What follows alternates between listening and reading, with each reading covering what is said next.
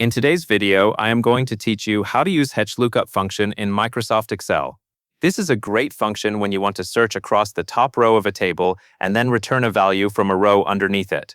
To make the example clear, we are going to build a small table first, and then we will use Hlookup to find the matching result.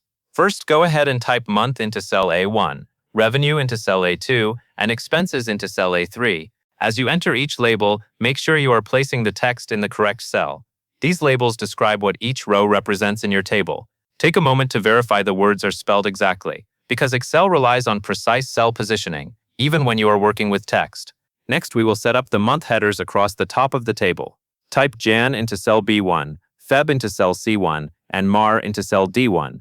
After you type these, check that each month is in its own column. This row is important because Hlookup searches horizontally, meaning it looks across the first row of the table range for the value you want. Now that the month headers are in place, add the corresponding revenue figures. Type 5,000 into cell B2, 7,000 into cell C2, and 6,500 into cell D2. These values go directly under the month names for revenue, so the relationship stays clear.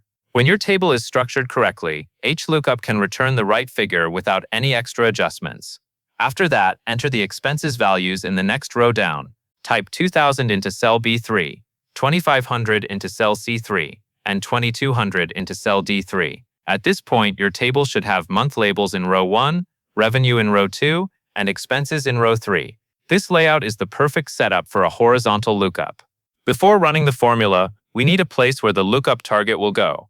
Type search month into cell F1 and found revenue into cell G1. This gives you a clear input cell and a clear output cell, so you can see what Excel is returning. Now move to the lookup input. Type Feb directly into cell F2. Use the exact text you expect to match in the table header row.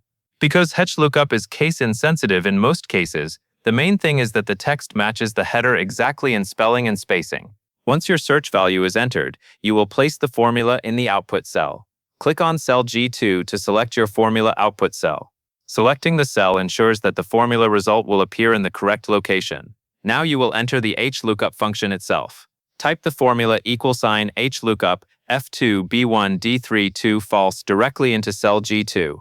This formula is built from several important parts. F2 is the value you want to look up, and B1 D3 is the table range you want Excel to search across. The number 2 tells Excel which row within that range to return the value from. Since row 1 is the month row, and row 2 is the revenue row within our range, using 2 returns revenue. Finally, false tells Excel to use an exact match, which prevents incorrect or approximate results. With the formula entered, press the Enter key on your keyboard to run the horizontal search query. After Excel calculates, you should see the revenue value that corresponds to the month you typed in F2, which is Feb. If everything was entered correctly, the result should display the matching number from the revenue row, and that covers everything you need to know. You now have a working Hlookup example in Microsoft Excel using an exact match to return the related revenue value for a selected month.